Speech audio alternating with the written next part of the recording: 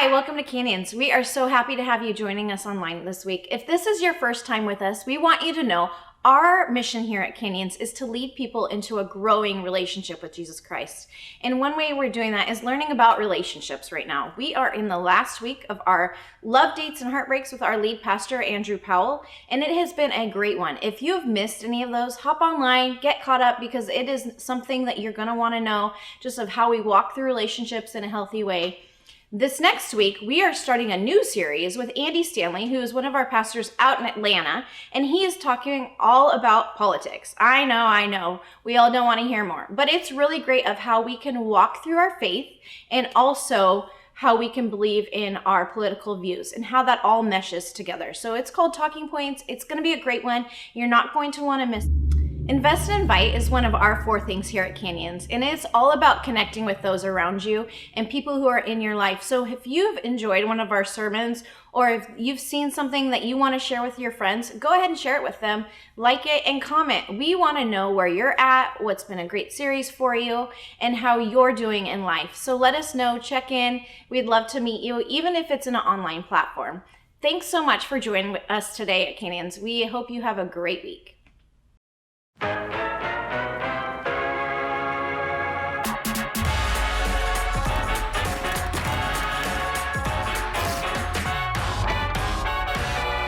Enjoy the show.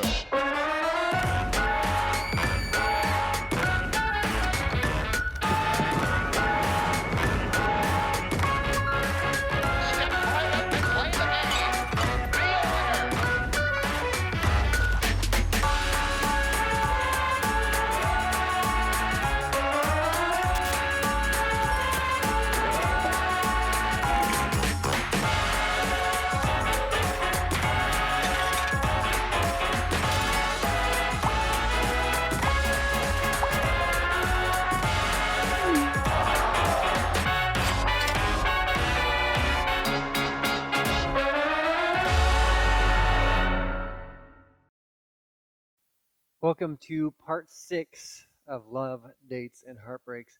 This is the final concluding episode. This is like coming into the series finale. If you've never watched any of the series before, maybe you could go back and watch online. We have all the messages posted up there. However, I just want to real quickly go through where we've been the previous 5 weeks, and we'll get you caught up to speed as best we can. First of all, we've talked about this several times, but the right person myth. This is a myth that society hands us, that this is just the expectation of what relationships and what life is like. And this myth says that once you meet the right person, everything will be all right. That you just have to meet the right person, and that baggage that you've been carrying around from relationship to relationship, and you've been adding and piling on, all that stuff just magically disappears. If the right person walks in the room, you don't have to worry about the things that you've done in your past and the decisions that you've made. All that just gets wiped out. You just move forward. Everything's going to be just fine.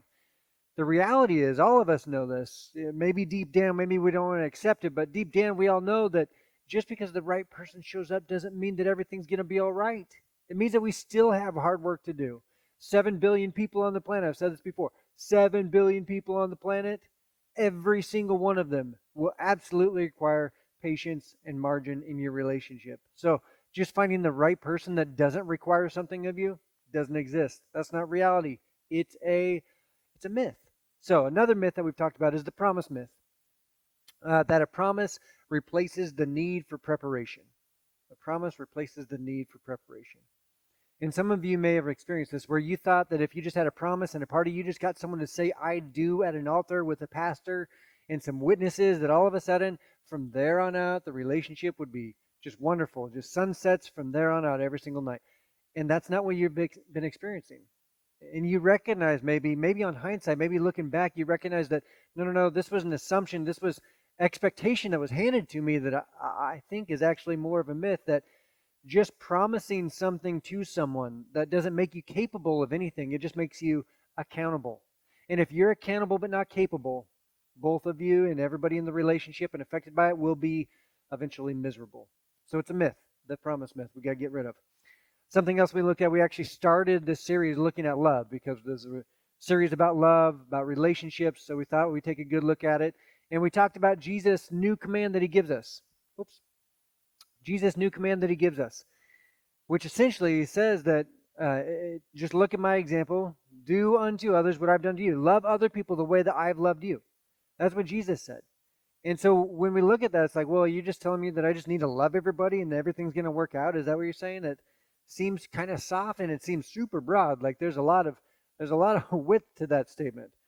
Well, we looked again from what Paul said. He takes this new command, this new idea, this new premise, this singular. It's not a list of to-dos. It's just this one thing. Just love others as I've loved you.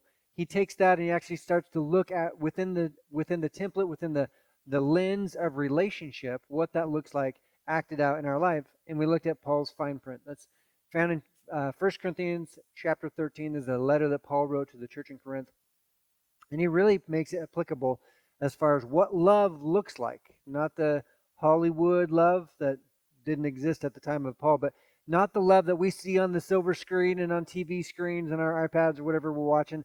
A different kind of love. And this love looks like it's difficult and hard work in its consistency over time, and it requires something of you. And those of us that have been married for any length of time would say, yep, that's probably more accurate. It's not the Disney kind of love where your eyes turn into hearts and you just feel it all the time. No, it's an ongoing decision that I'm going to prioritize someone else. I'm going to serve someone else rather than myself. It's difficult and it's hard work. Now, something for all of us, and we talked about dating. Another thing we talked about is dating, what that looks like, maybe some healthy parameters for dating, as well as last week we talked about dating in a different direction. That if we want a relationship that's not like the majority of relationships, then we need to date not like the majority of daters, that we have to do something different. There's got to be a different foundation. There's got to be a different input to have a different output. So we have to move and change the direction of our dating, the direction of our habits, the direction of our behavior in order to have a relationship that we really do desire, rather than a relationship that we just see that's average everywhere else. Now, all of that sounds great and wonderful, and it's preparations, getting there and reminding ourselves that we've already been there. We have always got to revisit and go back and reevaluate. All that's great. But sometimes in life, when we have this desire, this intention, this hope, this dream to have happen, especially within relationships, and then it doesn't happen. Or maybe you got into the relationship and then it fell apart. Maybe you got into a second relationship and then it fell apart. Like, man, there's a pattern here. You start to see the crumbling of your hopes and dreams before you. If you're in a spot right now where you're recognizing that you're in a season of heartbreak, first of all, I just want to say, I'm so sorry. That is painful. That is difficult. That is hard.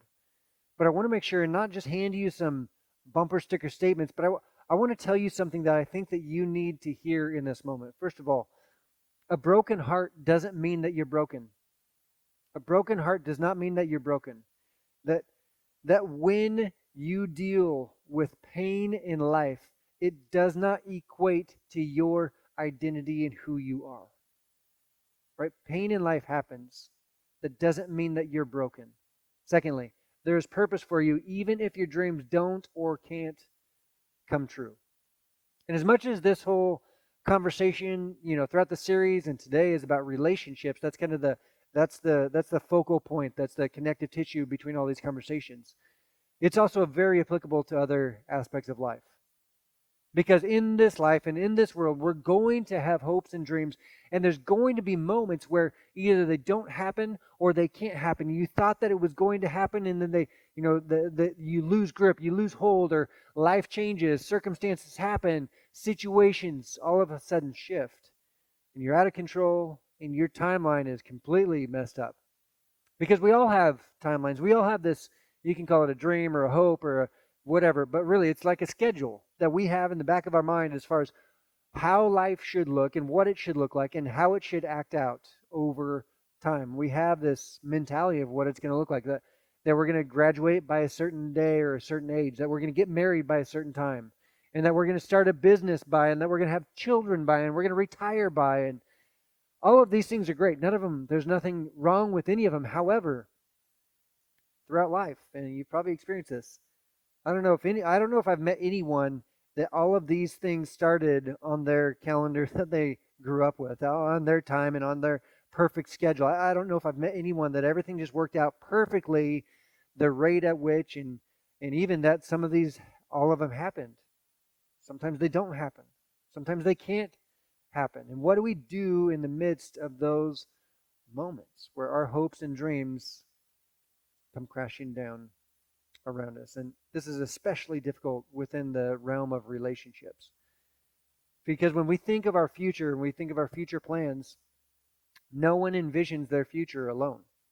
This is not what we think. We don't think, oh, that's just going to be, me by myself. No, we think of, well, yeah, I'm getting married by that date, so I'm going to have kids at that time, and obviously they're going to be there. And, I'd like to have the business up and running by then, and there's going to be people around. I'm not going to do that by myself. And, when I retire, I'm not going to be alone. I'm going to have all of these expectations that we have become so much more complicated when we throw the context of relationship into the midst of it. And you can try to control this, and especially, some of you grew up going to church and you tried to do the right thing all the time. In fact, you would say that you lived your life by the book.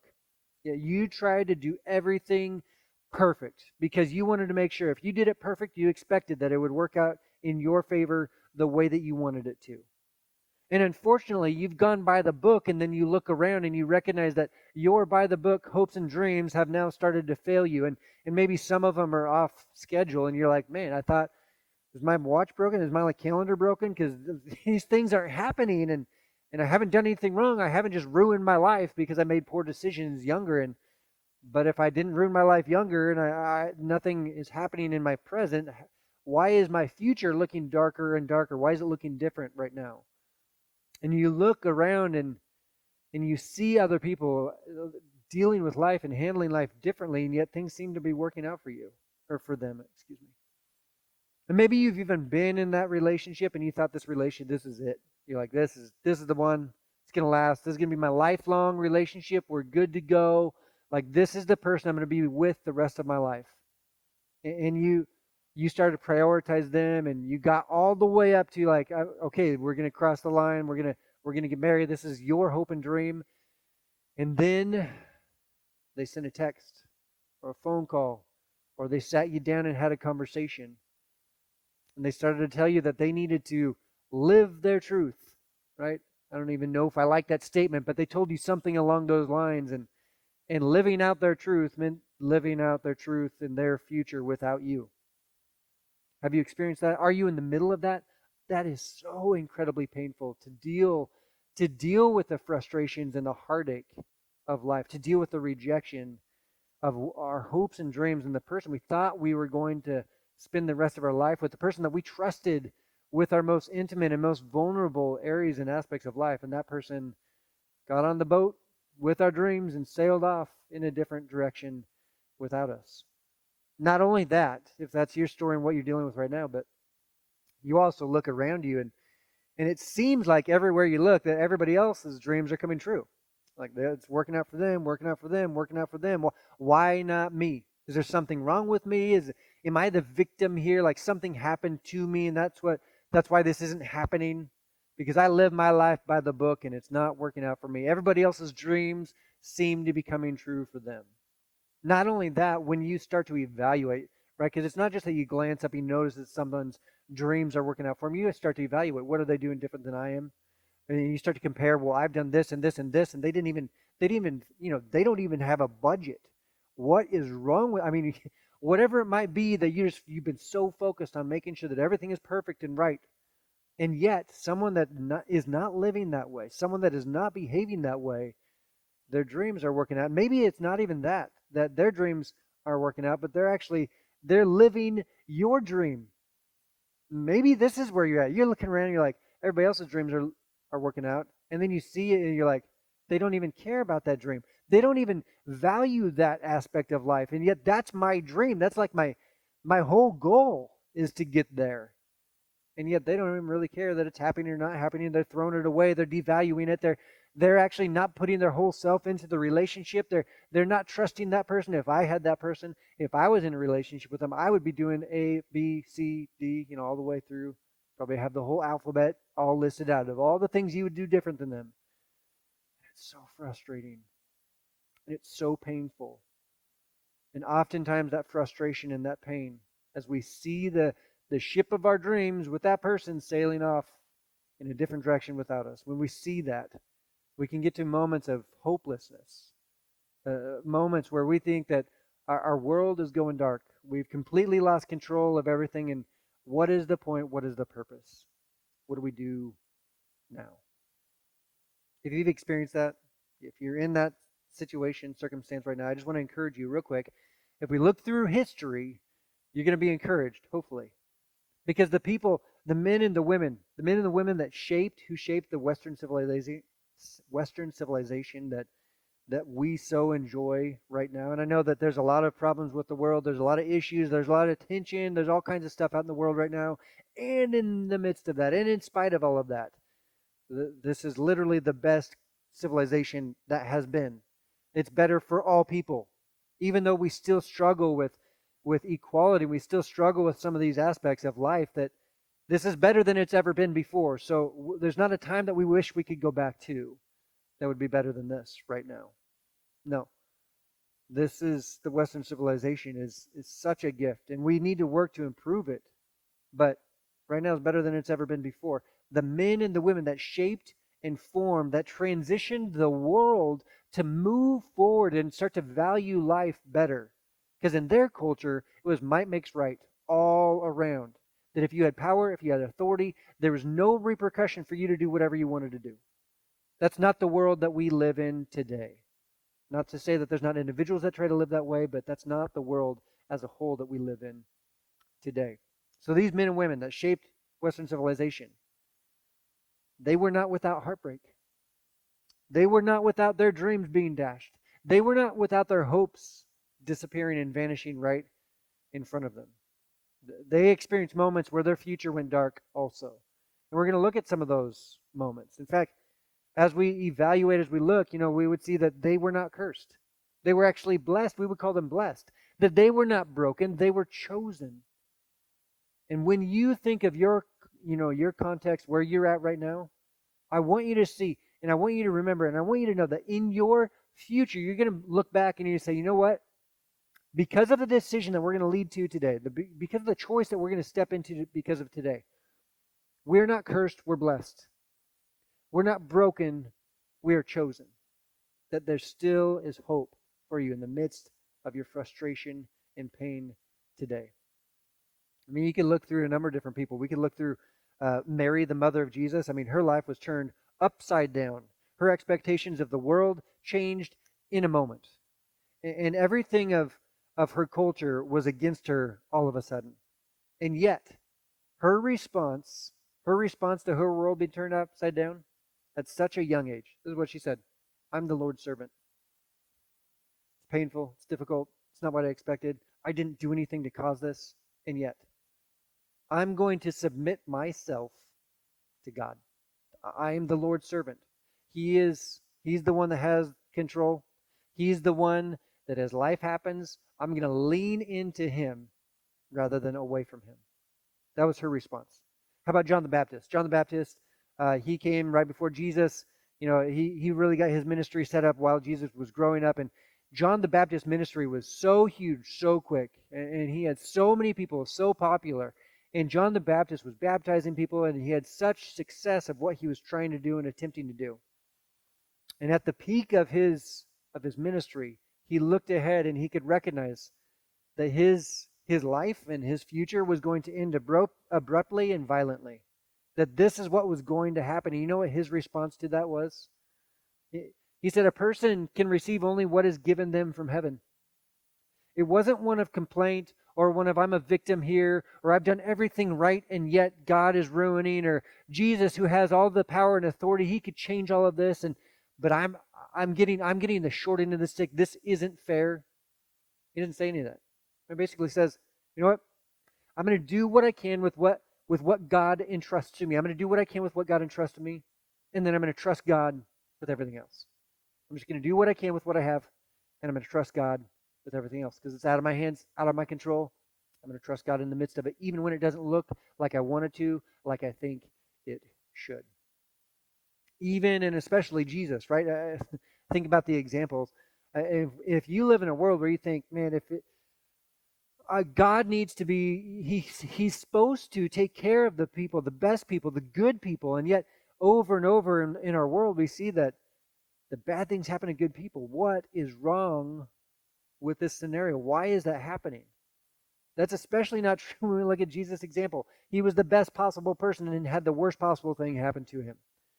And it wasn't because of his actions, his decisions. This wasn't a consequence of what he'd done. No, this was what life was going to be like for him. In his response, when Jesus, again, his ministry at a peak, looking forward, he knew what was about to happen. He knew that he was very near to the end, even when everybody else around him was like, no, you're very near to taking control and taking over. Jesus knew what was about to happen. He's praying in the Garden of Gethsemane, and this is essentially what he says. This is what he prays. Father, if you are willing, take this cup from me. If you're willing, take this cup from me. We feel great about ourselves when we pray this prayer. Like, man, I'm gonna ask God to change my circumstance. And I'm gonna throw in that if he's willing, because I know he's got the power. I've got the power. He's got the power, right? If he would just be willing to do it, by faith of a mustard seed, it's gonna happen, right? We started to go down that route.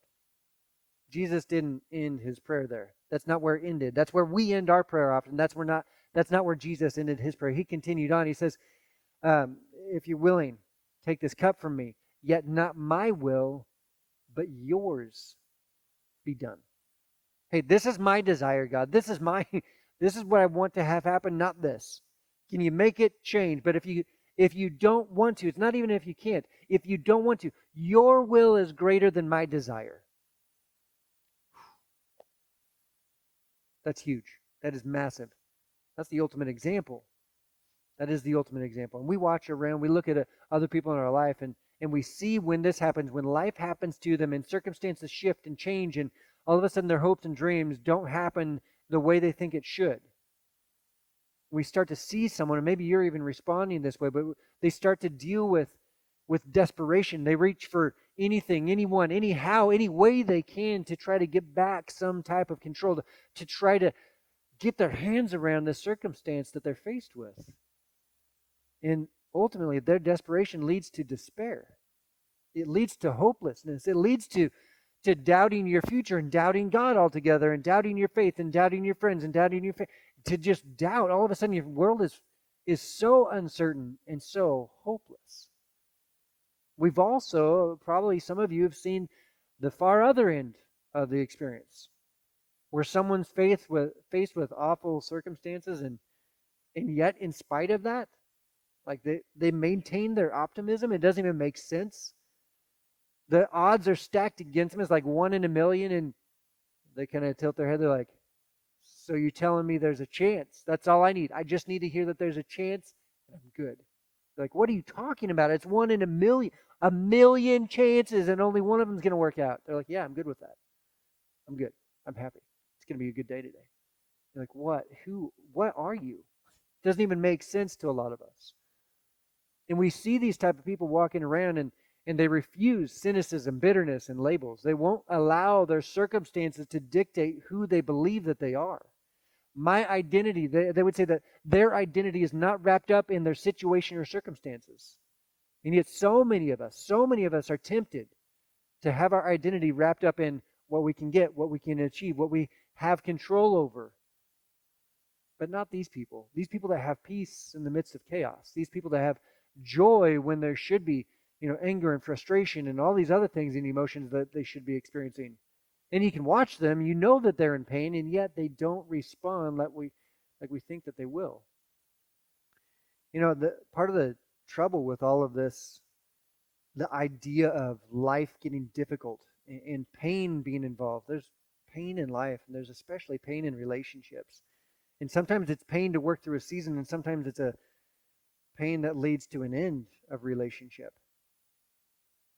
But part of the problem with this friction that we all experience is that there's a little prosperity gospel in all of us.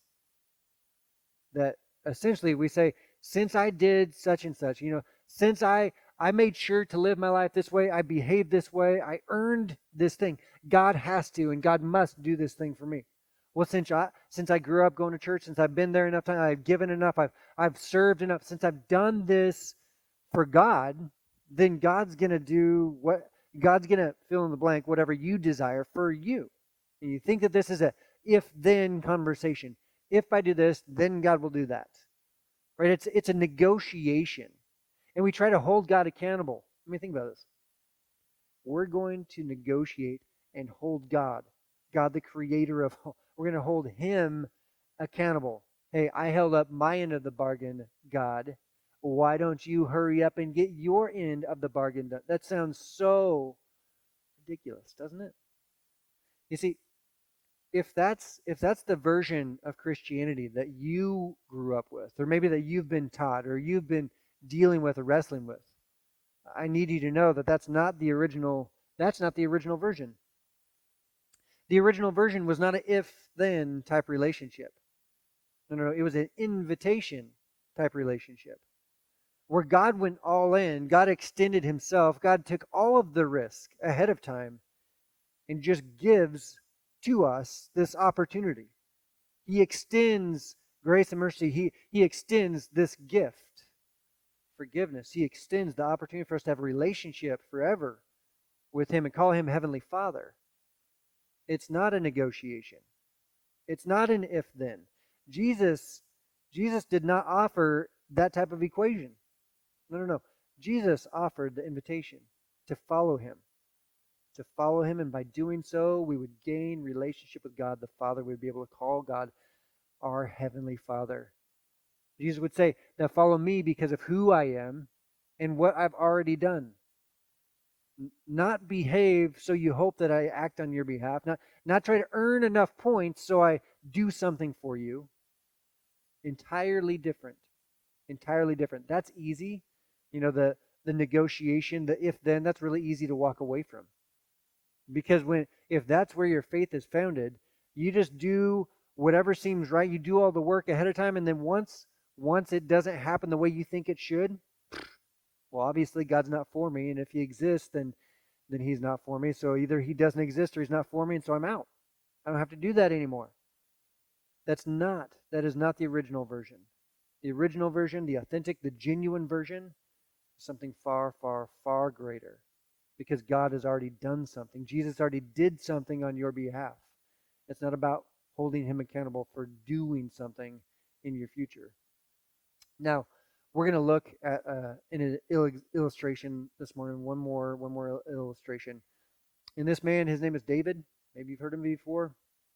He's known as being a man after God's own heart. And he, from a distance, from an outset, you're probably going to think, well, my life is nothing like his. And yet when we get into some of the details, you're going to realize that your life may be a lot more similar to his life than you expected. David, as he was very, very young, he's anointed to become the next king of Israel. Okay, probably not like yours and mine. But he's anointed very young by the priest to become the next king of Israel. But he continues on just in his life, and he's just a shepherd boy. I mean, he's got older brothers that are stronger, that are better looking, that are more trained. They've got all the advantages over him. He's just a shepherd boy, and he fights bears and lions and Goliaths, oh my. In fact, that's probably a story that you might be familiar with, David and Goliath. This is the moment where the entire Israelite army is up against the Philistines, and the Philistines send out their best warrior, who's actually a giant. His name is Goliath, and he stands out in front of everyone, and they're like, hey, let's not wipe everything out. We'll send our best guy out, you send your best guy out, and we'll see who's better. We'll just have it one-on-one. So Goliath's out there just taunting, talking trash the whole time, and David shows up to bring his brothers a snack. He's like, hey, what's going on? And they're like, man, have you seen how huge he is? We can't send anyone out there. That's a death sentence. What are we going to do? We're stuck. We don't have anybody that compete with him. And David, shepherd boy, says, I'll do it. I got this. Tries on some armor, doesn't even fit him, takes it back off. He goes out there unarmed, like all he has is a slingshot, and he throws a rock from a slingshot, hits Goliath in the head, knocks him down. He runs up, grabs Goliath's sword, and cuts Goliath's head off. Oh my goodness. That's a story That's in David's history. That's who David becomes, right? This mighty warrior that's fearless, that trusts God in this moment, right? It wasn't because he trusted his own ability. It's because he trusted that God had been there every step of the way of his life so far, and he was not going to doubt that God was going to continue to be there every step moving forward. So David has this huge moment. David and Goliath happens. He becomes very, very famous because obviously this is in front of the whole army. They go back, he's got Goliath's head and the sword. I mean, the whole thing, his life changes. Everything lines up, right? Everything lines up because now he's on pace. Now he's on track because he's been anointed to become the king. He's gotten fame from everybody else. He's becoming this warrior, and notoriety is coming, and the king actually invites him and has him around. And his kingdom right there. He has him around close by, so he can actually be there with him a lot. And he actually gives David one of his daughters to marry. So he's married to this, essentially a princess, and doesn't probably sound like your life or mine so far. Yet, there's a lot of aspects that do. See, David, everything shifts in a moment. David gets so much more fame than Saul, King Saul, that the king before David gets jealous of him. And he decides that he's just going to end him. I don't want to deal with that guy anymore. I'm just going to kill him. He starts to chase David, and David flees out of the kingdom. Right? He goes to this nearby village that has a buddy of his. It's called Nob, is where he heads to. And the priest there, Ahimelech, is actually there with there's a bunch of priests that live in this village.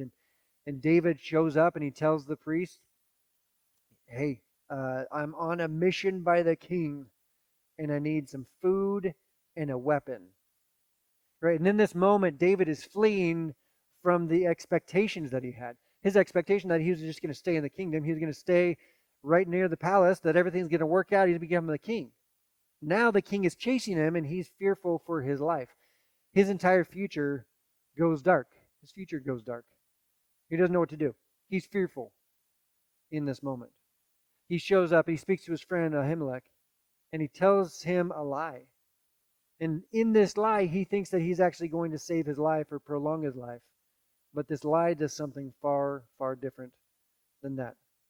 So in 1 Samuel chapter 21, verse 8, don't you have a spear or a sword here? I haven't brought my sword or any other weapon because the king's mission was so urgent. King Saul, he just sent me so quickly, I didn't have time to grab something. Don't you have something that I can defend myself with? And the priest replied, the sword of Goliath the Philistine, whom you killed in the valley of Elah, is here. In this moment, imagine this moment, David, fleeing for his life, has the perfect visual aid to remind him that God is with him and God is for him. David could have looked at the sword and thought, oh, phew, thanks God, that's a good reminder. You got my back. I know that you're with me. We're good. Instead, David looks at the sword as a means to him gaining control of the circumstance instead. This should have been the perfect visual aid. Instead is what he used to try to gain control. He thought it was going to save his life, and instead it ended up ruining so many other lives. David's response, there's none like it. Give it to me. And essentially what happens is he takes the sword, trying to protect himself rather than to trust God. And Saul finds out what Ahimelech did, and he comes through and has the entire village of Nob wiped out and destroyed. That the 85 priests that were there and their wives and their children and the infants that were there, slaughtered because David's lie. And David had to carry that weight with him moving forward. That became part of David's history. Not only that, but other people knew that his lie caused this massacre. That's a heavy weight. That's a heavy weight. Now, moving forward, obviously, there's a lot that happens in David's life. But moving forward, there's another instance where David ends up dealing with an adulterous relationship, and that also ends in bloodshed. But we're not going to look at that today. Remember, a man after God's own heart. All right. We're not going to look at that moment. We're going to look at a different moment. David's now in his 60s, so this is decades later. He's king, and he's dealt with another situation. So David's fleeing for his life. And the reason why he's doing this, the reason how this is all happening, David's favorite son, Absalom, has a sister, Tamar, and Tamar is actually raped by one of Absalom's brothers. And David doesn't come down and correct the situation. He doesn't have the follow through. He's extremely upset and frustrated and angry, but he doesn't do what Absalom thinks he needs to do. Absalom essentially takes control, and again, similar to what David did, he takes control of the situation and ends up working out a plan to kill off his brother. And that happens. And now there's this tension between Absalom and David because David kicks him out. Essentially, Absalom has to flee for his life from his dad. Over time, this wedge just gets driven and driven into this relationship. Eventually, Absalom comes back to the kingdom, and there's kind of a building of a bridge, but not really. It's not authentic. And within the relationship, Absalom decides to come up with this plan that he's going to kick his dad out of the kingdom. He's going to take his seat, essentially. That he's going to get him out, and he's going to be the new king. And that's essentially what he does. He raises up an army, and he starts to chase. He marches on to Jerusalem, and David starts to flee for his life. And his son is coming to kill him. So here we are. David's had this history, this past of fleeing and trying to grab control. What is he going to do this time? So in 2 Samuel chapter 15, the whole countryside wept aloud as all the people. So it's not just David by himself this time. He actually has kind of his team, the group of people that surrounded him go with him in order to, for them to be safe as well. All the people passed by. The king also crossed the Kidron Valley, and all the people moved on toward the wilderness. You ever escape to the wilderness, to the desert? You ever do it twice? David does. So Zadok was there too, and all the Levites who were with him were carrying the Ark of the Covenant of God. Now, this is like as they're headed out of town, they grab the Ark of the Covenant. Essentially what this is like a treasure chest full of artifacts and things that were very meaningful in Israel's past and in Israel's history. It's also what they believe to have housed some of the presence, the presence of God was found there. So it's kind of this tool that was used to manipulate a situation. And essentially, if you had the ark with you, God is on our side. That's what you're proclaiming to everybody else. Hey, I know we're up against it. I know that they're chasing us down, but God is on our side. God's with us. He's not with you. He's with us. Right? This is a tactic used to manipulate a circumstance, to have an outcome closer to the one that you desire. What's David going to do in this moment? Is he going to continue to repeat what he'd done before, or is he going to change his behavior, change his ways, change his pattern? Looking at verse 25. Then the king said to Zadok, "Take the ark of God back into the city. I'm not going to try to do what I'd done before. I'm not going to use this. I'm not going to use God as a tool to argue for my behalf and my benefit. That's not what this is going to look like this time around." He says, "If I find favor in the Lord's eyes, he will bring me back and let me see it in his dwelling place again. But if he says, I'm not pleased with you, then I am ready." And what he says next should be something we should all pay attention to. In fact, this should be something that my challenge is that we adopt this mentality and mindset into our lives when we're dealing with chaos and uncertainty and challenges and frustration and dealing with loss. He says, "Let him do to me whatever seems good to him." I'm going to put it in his hands. I'm going to leave it in God's hands, and I'm going to rest in God's hands. I'm going to put myself in God's hands. I'm just going to trust God with all of this. I'm going to stop negotiating with the God of all creation. I'm going to choose to trust him. I'm not going to grab hold of the sword again. So Zadok and Abiathar took the ark of God back to Jerusalem and stayed there. But David continued up the Mount of Olives, weeping as he went. His head was covered, and he was barefoot. He was mourning. He was mourning the loss of his hopes and dreams. He was mourning the loss of his future. He was mourning the loss of, he'd already lost a couple sons, and this was essentially losing a third son, that this was a relationship that was basically ended at this point. He was mourning the loss of his kingdom. He was mourning so much loss. Are you in that similar place where you're mourning and dealing with anger and frustration and pain in life? This is where David ended up. It's not where he chose every single time, but in this moment, later on in life, this is where he ended up.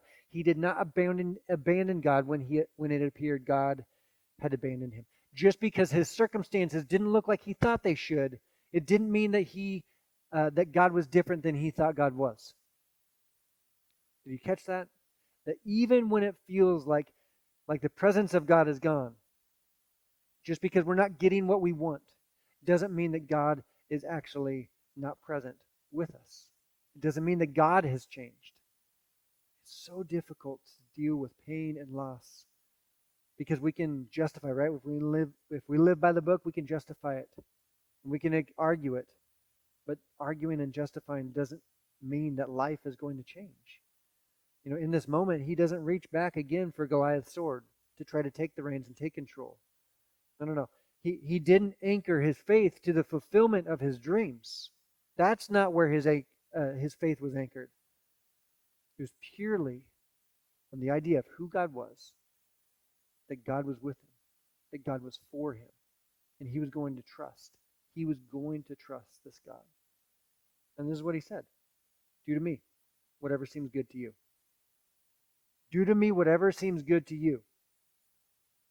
Another way to say, you know my desires, but I acknowledge your right to rule. You are God, I am not. And I trust you, and I've seen you come through in my life. I remember the visual aid of Goliath's sword, and I'm not going to use it as a tool to defend myself or manipulate a situation. I'm going to remember that you are with me and you are for me.